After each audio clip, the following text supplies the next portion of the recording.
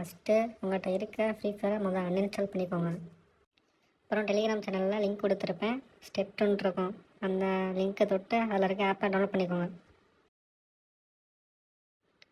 அப்புறம் டெலிகிராம் சேனலில் போய்க்கோங்க. எந்த பேனல் நீங்கள் டவுன்லோட் பண்ணீங்களோ அதை சேவ் டு டவுன்லோட்ஸ் கொடுத்துக்கோங்க. கொஞ்ச நேரம் லோடிங் ஆகும்.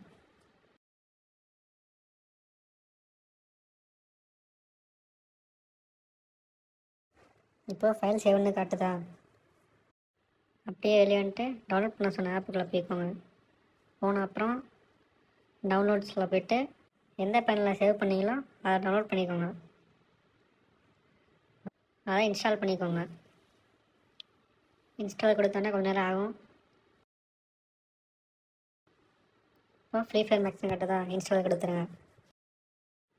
இன்ஸ்டால் கொடுத்தோன்னே ஆப் இன்ஸ்டால்னு காட்டும். வெளியே வந்துக்கோங்க.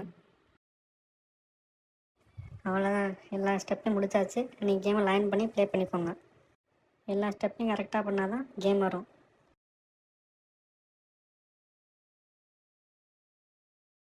இந்த மாதிரி காட்டுச்சுன்னா ஃபைலில் டபுள் டேப் பண்ணுங்கள், போயிடும் தானாகவே. அவ்வளோதான், ப்ளே பண்ணி என்ஜாய் பண்ணுங்கள்.